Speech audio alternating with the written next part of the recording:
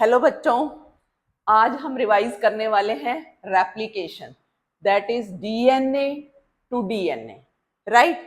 सबसे इंपॉर्टेंट बात जो मैं आपसे शेयर करना चाहती हूँ, इस ये पूरा फोल्डर जिसमें आपके 3 टॉपिक होंगे उसका पीडीएफ शेयर करूंगी बच्चों, उसके कमेंट सेक्शन में। Replication, transcription and genetic code, right. तो आप उससे अपने नोट्स बना सकते हो। चलिए, रेप्लिकेशन, सबसे पहले रेप्लिकेशन की स्कीम किसने दी? वॉटसन एंड क्रिक ने। They proposed a scheme for DNA replication. एक तो क्वेश्चन यही आता है आपको, राइट। उसके बाद फिर क्या है एक्चुअली स्कीम के अकॉर्डिंग क्या है, फिर इसका एक्सपेरिमेंटल प्रूफ पढ़ेंगे हम।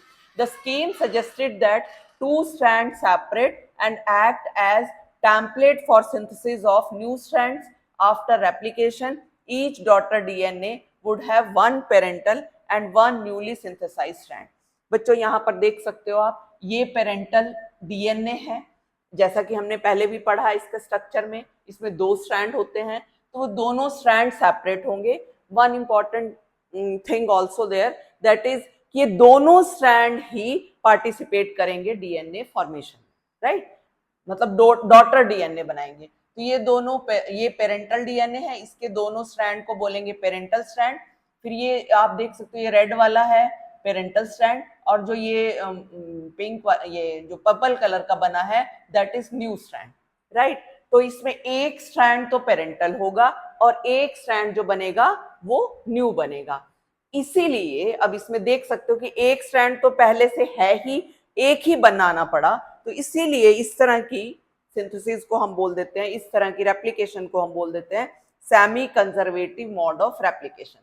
चलिए इसको थोड़ा सा और अच्छे से समझ लेते हैं। ये मैंने अपना डायग्राम आपको बना के दिखाया है कि इसके अंदर कैसे ये जस्ट हाँ, कि कैसे ये पेरेंट डीएनए के ये दोनों स्ट्रैंड जो है उनको टेम्पलेट बोलेंगे, ये सेपरेट हो गए, पेरेंटल स्ट्रैंड। फिर उसके बाद ये न्यू स्ट्रैंड बन रहे हैं। इसके पीछे क्या प्रिंसिपल काम करता है? कॉम्प्लीमेंटैरिटी। जैसा हम जानते हैं कि ए हमेशा टी से पेयर करेगा, तो ये जब नया स्ट्रैंड बनेगा तो अगर यहाँ पर ये सीक्वेंस है तो ऑटोमेटिकली ये सीक्वेंस जनरेट होगा नए स्ट्रैंड में, ए टी टी सी जी जी, यहाँ देख रहे हो ना। तो इसी का ही कॉम्प्लीमेंट्री टी ए, क्योंकि सी के साथ जी करता है इसलिए यहाँ जी है, यहाँ सी है और यहाँ अगेन सी है, तो ये न्यू स्ट्रैंड बन गया।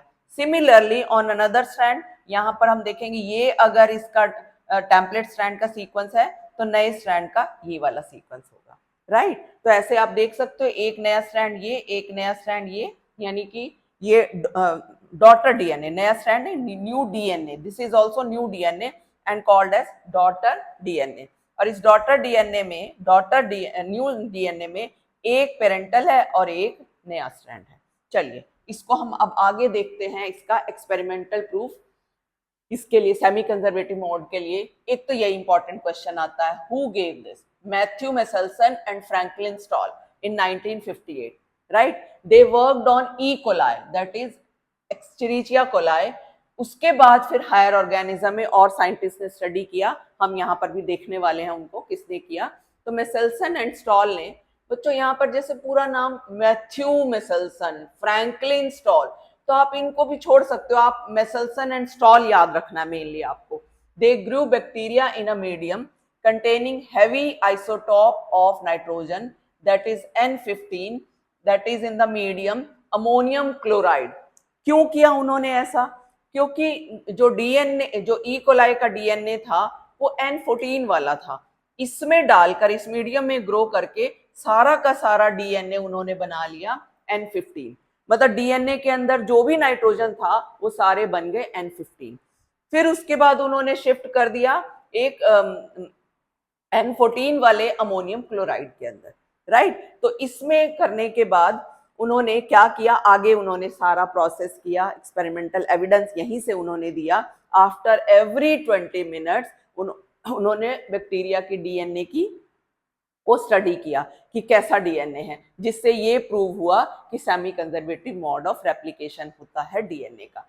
तो उसके लिए उन्होंने क्या किया था आगे, उन्होंने जो अब ये वाला डीएनए है इसको हम बोलते हैं हैवी डीएनए, राइट, क्योंकि ये हैवी आइसोटॉप है ना इसीलिए।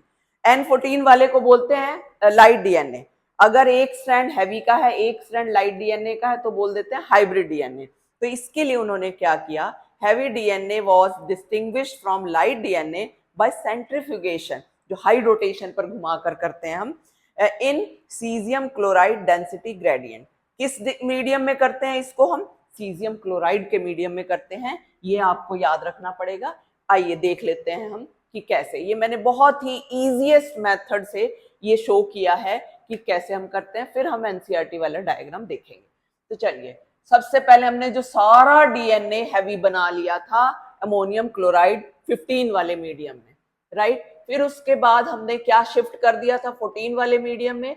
आफ्टर शिफ्टिंग टू, ये देखिए इन 9, ये मैंने दिखाया ना, in ammonium chloride with N14 after first generation means after 20 minutes, हमें क्या दिखा, सारे के सारे हाइब्रिड डीएनए थे।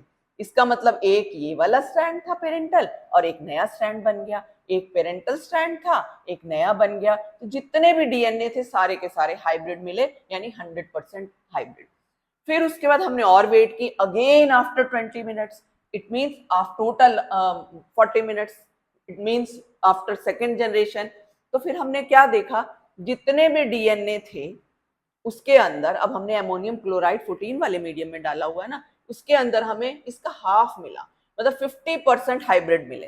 क्योंकि अब देखिए पेरेंटल डीएनए ये वाला तो कम होता जा रहा है ना, अब उनको पेरेंटल डीएनए N14 वाला मीडियम मिल रहा है। तो इसमें क्या हुआ, ये देखो, ये मिला हमें, ये हाइब्रिड मिला और ये हाइब्रिड मिला। तो इसमें 50% हाइब्रिड मिले और बाकी सारे हमें मिले लाइट डीएनए, ये वाले लाइट डीएनए व्हाइट वाले। फिर उसके बाद अगेन आफ्टर मोर 20 मिनट्स मीन्स 60 मिनट्स, इसका हाफ हो गया हाइब्रिड डीएनए। तो इसमें अगर हमें इतने मिलते हैं, ये टोटल 8 में से आप देख सकते हो ओनली 25% हाइब्रिड डीएनए थे, बाकी सारे लाइट डीएनए थे। इसका मतलब इनमें देखो पेरेंटल स्ट्रैंड है और जो नया बना, अब पेरेंटल स्ट्रैंड इनको इसी मीडियम में से लेना पड़ रहा है, ये वाले मीडियम वाले पेरेंटल स्ट्रैंड तो कम हो गए, राइट। तो उसके बाद फिर उन्हें, अगर हम कहें और आफ्टर फोर्थ जनरेशन क्या होगा, यानी आफ्टर 80 मिनट्स क्या होगा, इसका भी हाफ कर दो 12.5%। तो आपको ये भी क्वेश्चन आ सकता है कि इसमें लाइट डीएनए कितने थे, तो 100 में से 12.5 माइनस करके जो बचा वो बता दो, राइट। ऐसे ही इसके अंदर बता दोगे। ऐसे ही इसमें कितना था, 75% लाइट डीएनए है, बाकी सारा का सारा हाइब्रिड डीएनए है, राइट। तो इसमें हैवी डीएनए है ही नहीं है, मतलब लाइट होंगे या फिर हाइब्रिड डीएनए, राइट। ये आपका एनसीईआरटी का डायग्राम है। इसमें देखो ये आपको दिखाया हुआ, ये हैवी डीएनए आफ्टर 20 मिनट्स, यानी कि after putting in the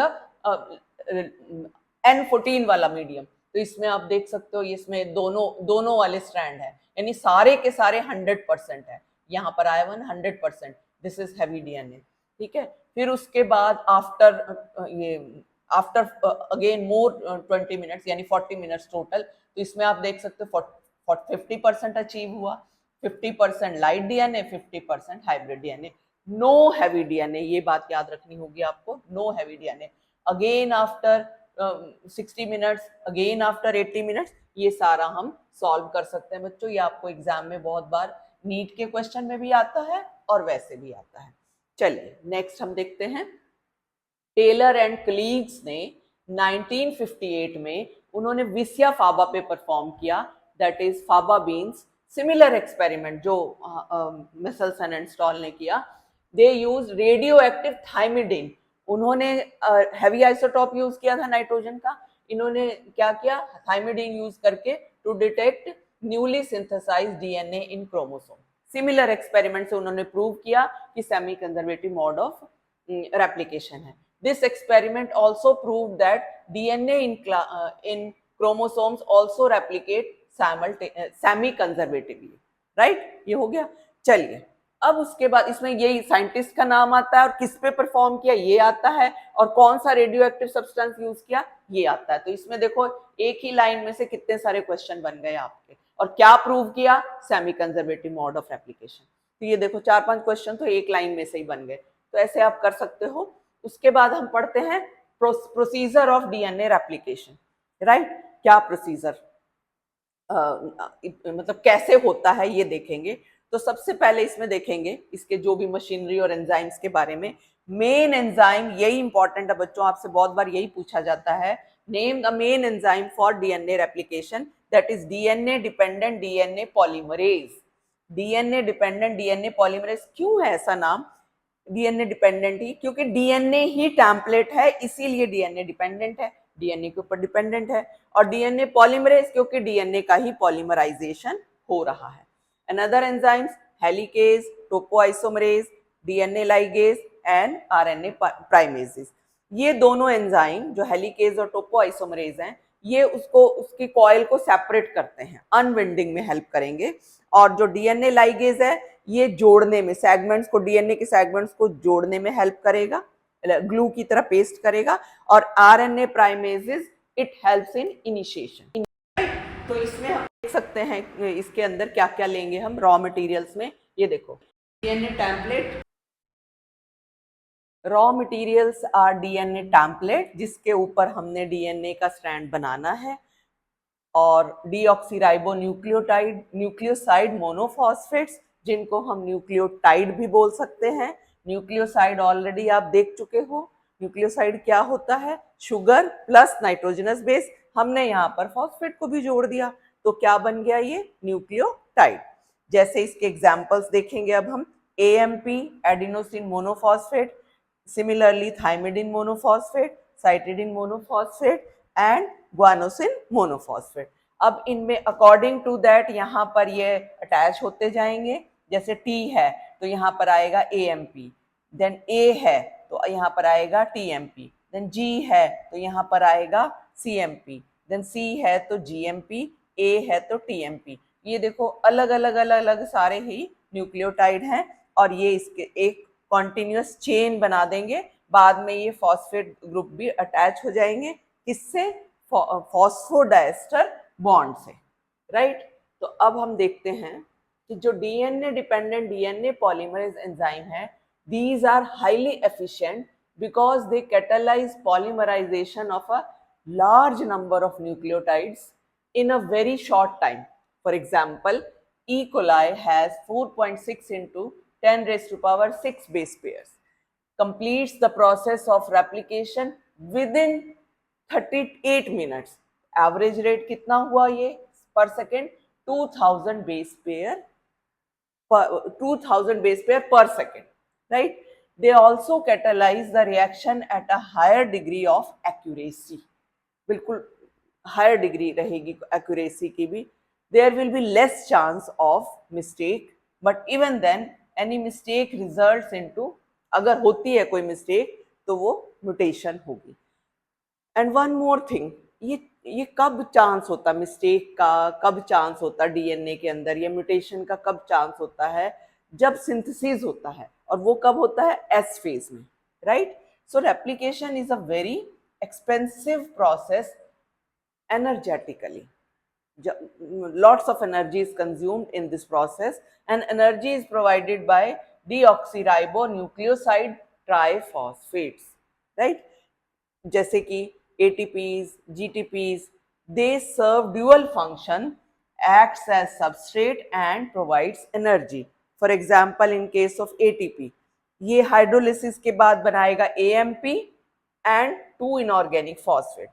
AMP will act as substrate, which is the raw material in the formation of DNA, and the two terminal bonds by breaking they will release energy and which is used in reaction.